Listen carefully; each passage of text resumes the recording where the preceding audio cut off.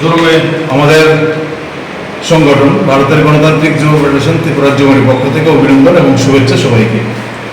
আমাদের রাজ্য সভাপতি আছেন পলাশ ভৌমিক, রাজ্য নেতৃত্ব সঞ্জয় দাস এবং বিজয় বিশ্বাস এই সাংবাদিক সম্মেলনে আছেন। মূলত এই সময় আমরা কাজের দাবিতে নেশার বিরুদ্ধে গোটা রাজ্যে আজ থেকে আগামী 2 সপ্তাহব্যাপী টানা নানা ধরনের মিছিল, সভা, জমায়েত, ডেপুটেশন, গণডেপুটেশন, প্রতিনিধিমূলক ডেপুটেশন, এই ধরনের নানা কর্মসূচি নিয়ে আমরা রাস্তায় নামছি এবং তা আজ কৈলাসহরের কর্মসূচির মধ্য দিয়ে শুরু হবে এবং টানা 2 সপ্তাহব্যাপী গোটা রাজ্যে এই কর্মসূচি চলবে।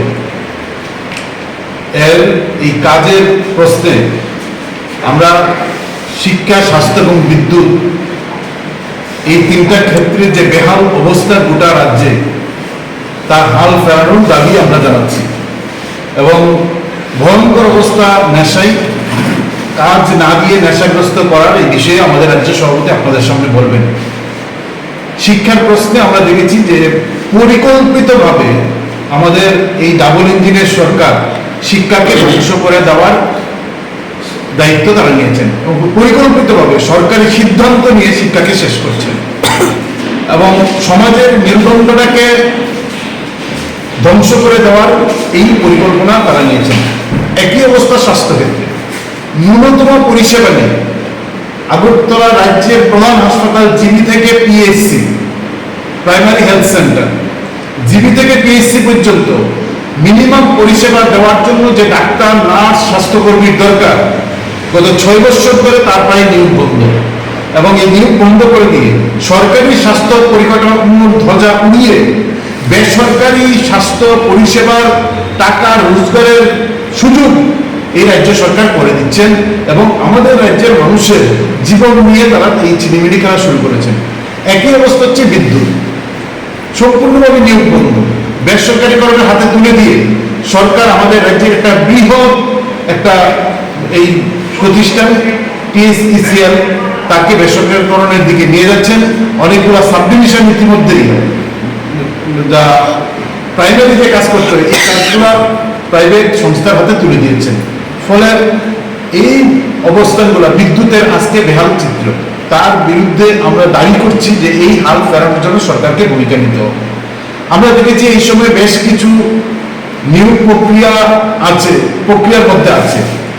জিআরএস 2019 সালে তার পরীক্ষা নেওয়া হয়েছিল। পরীক্ষা নেওয়ার পর যে এডমিট জোর করে যারা পরীক্ষা দিয়েছিলেন তাদের হাত থেকে এডমিটটা রেখে দিয়েছিলেন। 2019 থেকে 2024 দীর্ঘ 5 বছর অতিক্রান্ত, জিএস এর কোনো খবর এখন পর্যন্ত নেই। এটা অন প্রসেস, নিয়োগের মধ্যে আছেন, কিন্তু সরকার এসটিজিটির পরীক্ষা নিয়েছেন 2022 সালে, এখন পর্যন্ত এই পরীক্ষার এসটিজিটির পরীক্ষার রেজাল্ট দিচ্ছেন না। জিআরবিটি গ্রুপ ডির পরীক্ষা নিয়েছেন 2021 সালে আগস্ট মাসের 20 তারিখ, 2024 সাল তার ফাইনাল রেজাল্ট এখন পর্যন্ত দিচ্ছেন না। ছেলেরা যারা পরীক্ষা দিচ্ছেন তারা প্রতিদিন ধর্ণা দিচ্ছেন, মুভমেন্ট করছেন। 2021 সালে পরীক্ষা নিয়েছে জিআরবিটি গ্রুপ ডি, এখন পর্যন্ত তার রেজাল্ট দিচ্ছেন না। বিদ্যাজ্যোতিতে 2021 সালের ডিসেম্বর মাসের 10 তারিখ সরকার প্রেসমিট করে বলেছিল অনুমোদন হয়ে গেছে অর্থ দপ্তর, 1400 শিক্ষক বিদ্যাজ্যোতিতে নিয়োগ হবে।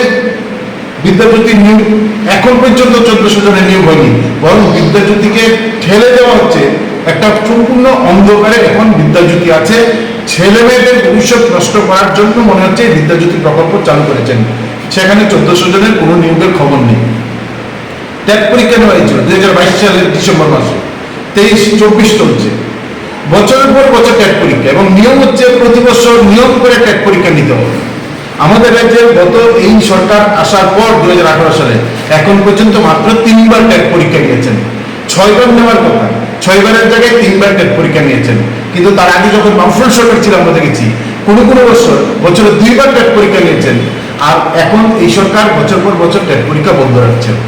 পিআই নিয়োগের কথা গত 6 বছরে আমার ধারণা মহাকরণে বসে আমাদের রাজ্যের বিভিন্ন মন্ত্রী, কখনো তথ্যমন্ত্রী, কখনো যুব কল্যাণ দপ্তরের মন্ত্রী, কখনো শিক্ষামন্ত্রী, মিনিমাম 50 বার প্রেসমিট করেছেন এবং প্রেসমিট করে বলছেন যে আমরা দ্রুত পিআই নিয়োগ করবো স্কুলের জন্য। 50 বার, কিন্তু এই 50 বারে 5 জন পিআই এখন পর্যন্ত, এই 2018 সাল থেকে এখন পর্যন্ত একজন পিআই নিয়োগ হয়নি। ফায়ার সার্ভিসের ইন্টারভিউ হয়েছে 304 জন, আর 25 জন ড্রাইভার, 329 জন আমরা ইন্টারভিউ নেওয়া হয়েছে। এখন এটা ফ্রিজে ঢুকিয়ে দেওয়া হয়েছে। ইঞ্জিনিয়ারে 2007 থেকে 2017 সাল, লাস্ট এই 10 বছরে 1775 জন ইঞ্জিনিয়ার নিয়োগ করেছিল তৎকালীন বামফ্রন্ট সরকার, 2007 থেকে 2017। এই যে 2017 সাল পর্যন্ত 1775 জনের নিয়োগ ইঞ্জিনিয়ার হয়েছিল, তারপর থেকে সম্পূর্ণভাবে ইঞ্জিনিয়ার নিয়োগ বন্ধ। ইঞ্জিনিয়ার বেকারের সংখ্যা যেমন বাড়ছে, গোটা রাজ্যের এই যে বিভিন্ন দপ্তর ইঞ্জিনিয়ার নিয়োগ হয়, সেখানে রিটায়ারমেন্টে যাচ্ছেন, শূন্যপদ পড়ে আছেন, সরকার কোনো কাজ নিয়ে এগুতে পারছেন না। ফলে কর্মসংস্থান যেমন বন্ধ, দপ্তরও মুখ থুবড়িয়ে পড়ছেন। একই অবস্থা পুলিশের মহিলা কনস্টেবল নেওয়া, সেখানে বন্ধ। আমরা যদিও তার বিরোধিতা করেছিলাম, পুলিশের এক্সিকিউটিভ তড়িঘড়ি, এই পুলিশের এক্সিকিউটিভ থানায় থানায় লাইন ধরে দিনে সকালে রাত্রিতে তারা ফর্ম ফিল আপ করে জমা দিয়েছেন। এখন পুলিশের এক্সিকিউটিভের কোনো খবর নেই, এই পুলিশের নিয়োগ নেই। জেল পুলিশ, সেখানে নিয়োগ প্রক্রিয়া চলছে, ফর্ম ফিল আপ করে জমা দিয়েছেন, এখন পর্যন্ত নেই। তার সঙ্গে হচ্ছে ডিএলএড, ভারতবর্ষের বিজেপি সরকার প্রতিষ্ঠিত হওয়ার পর ডিএলএড এর এই যে এটা চালু করেছিল, এখন সুপ্রিম কোর্ট এই ডিএলএডটাকে বলছেন এটা বৈধ না, কিন্তু এই দেশের সরকার ডিএলএড এর এইটা চালু করেছিলেন। আমাদের দাবি হচ্ছে, যেহেতু বিজেপি সরকার ডিএলএডটা চালু করেছিলেন সরকারের সময়ে, সুপ্রিম কোর্ট এটাকে নিয়ে এখন প্রশ্ন তুলছেন, বিকল্প ডিএলএড পাস করে আমাদের যে হাজার হাজার ছেলে মেয়ে আছেন যারা আশা করে ডিএলএড পাস করেছেন, এখন তাদের কি হবে, তাদের বিকল্প কি? আমরা দেখছি এই যে আমি বললাম যে STGT, BI, fire service, engineer, police, jail police, তার সঙ্গে আছেন GRS, Vidyajyoti 1400, group D, JRBT, এই যে 2500 জন পোস্ট, এই যে প্রসেসের মধ্যে কেন তা দ্রুত নিয়োগ করছে না? আমরা দাবি করছি যেগুলো এই প্রসেসের মধ্যে আছে তার দ্রুত নিয়োগ করতে হবে। এর যে বেকার সংখ্যা হু হু করে বাড়ছে, আমরা দেখছি একটা নিয়োগ প্রক্রিয়া যখন ঘোষণা করে মন্ত্রিসভা থেকে ডাক দুল পিটিয়ে বিজ্ঞাপন করে এই নিয়োগ এতজন নিয়োগ করবেন বলে ঘোষণা করেন। এখন পর্যন্ত একটা উৎসব, নিয়োগ প্রক্রিয়ার পর বেকাররা পকেট থেকে টাকা দিয়ে ফর্ম ফিল আপ করেন 300, 400, 500 টাকা দিয়ে। ফর্ম ফিল আপের টাকাটা যখন সরকারের কোষাগারে জমা হয়, তার কিছুদিন পর গোপনে একটা নোটিশ দিয়ে বলে দেওয়া হয় এই নিয়োগ প্রক্রিয়া বাতিল। এখন আমাদের প্রশ্ন হচ্ছে, সরকার কোষাগারে টাকা রোজগারের জন্য কি বেকারের পকেট কেটে নিয়োগের ঘোষণা দিচ্ছেন? এবং এই কাজটা আমরা দেখছি বিপ্লবদেব থেকে এগিয়ে হচ্ছেন মানিক সাহা এই নিয়োগ প্রক্রিয়া বাতিলে। এবং টিপিএসসিটা আমাদের যে বলা হচ্ছে নিয়োগ প্রক্রিয়া বাতিলের জন্য রেকর্ড করেছেন গত 6 বছরে, আমার নয় 12 থেকে 14টা নিয়োগ প্রক্রিয়া টিপিএসসি সে বাতিল করেছেন। ফলে আমরা দাবি করছি যে নিয়োগ প্রক্রিয়া ঘোষণার পর বাতিল করার যে সংস্কৃতি চালু হয়েছে তা দ্রুত বন্ধ করতে হবে।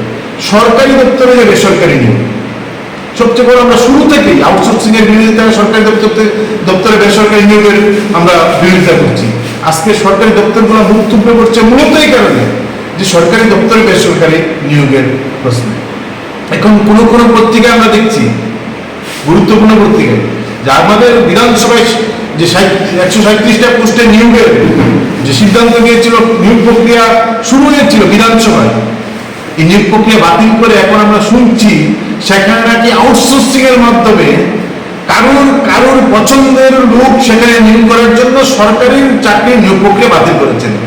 ভয়ঙ্কর। আমরা শুরু থেকেই দাবি জানাচ্ছি, এই বিধানসভার মতন এরকম জায়গায় কিংবা কোনো সরকারি দপ্তরে এই সরকারি জায়গায় বেসরকারি আউটসোর্সিং এর মাধ্যমে যদি নিয়োগ করতে যান, তাহলে কিন্তু গোটা রাজ্যের ব্যাপক আন্দোলন তৈরি হবে। সরকারকে কিন্তু তার জন্য তৈরি থাকতে হবে। আমরা সরকারকে এই প্রশ্নে হুঁশিয়ার দিচ্ছি।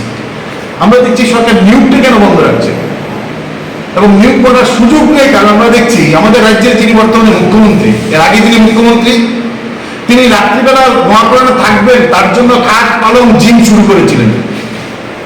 মহাকরণে থাকবেন তিনি এত কাজ নিয়ে মহাকরণে কাজ করবেন। খাট পালং নিলে মহাকরণে কবে থাকলো কেউ জানে না। আর এখন যিনি মুখ্যমন্ত্রী, রাজ্যের মানুষ জানেন না তিনি কবে মহাকরণে যান, তিনি কবে ওনার দপ্তরে গিয়ে বসেন। সমস্ত দপ্তর গুরুত্বপূর্ণ, শিক্ষা, স্বাস্থ্যের মতন গুরুত্বপূর্ণ দপ্তর, স্বরাষ্ট্র, সব দপ্তর উনি নিয়ে রেখেছেন।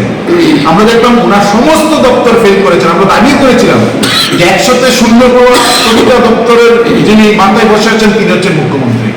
100-তে 0 পাওয়া, শিক্ষায় ফেল, স্বাস্থ্যে ফেল, স্বরাষ্ট্রতে ফেল, চুরি ছিনতাই এখন পুলিশ হেডকোয়ার্টার সামনে বাড়ি ঘরে পর্যন্ত হয়।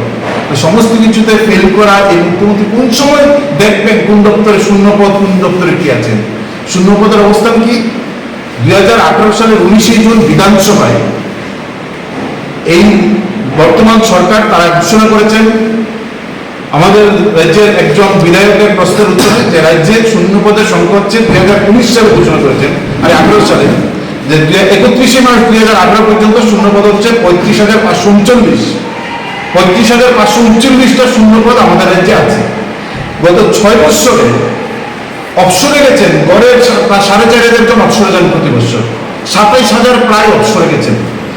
তো 35,539 জন 39টা 0 পদ, তার সঙ্গে হচ্ছেন 27,000 অবসরে গেছেন, 10,323 যদি বাদে দেয় তারপর সংখ্যা হচ্ছে 62,539।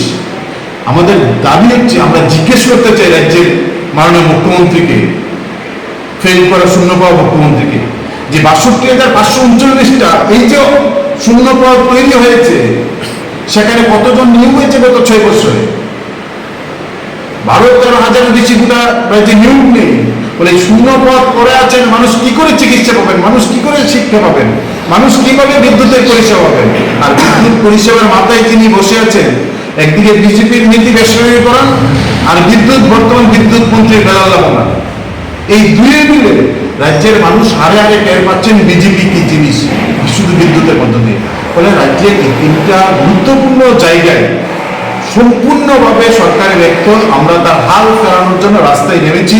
বেকারদের কাজের দরজা বন্ধ করে দিয়ে যেভাবে বেকারদের সঙ্গে প্রতারণায় খেলায় নেমেছেন, পকেট থেকে সরকারি কোষাগারে টাকা নেওয়ার যে রাস্তা তৈরি করে ফাঁক পেতেছে, আমরা তার নিন্দা জানাচ্ছি। সরকারকে সেখান থেকে বেরিয়ে আসার দাবি জানাচ্ছি। সমস্ত 0 পদ দ্রুত পূরণ করার জন্য আমরা দাবি জানাচ্ছি। এই দাবিতেই আমরা রাস্তায় নামছি।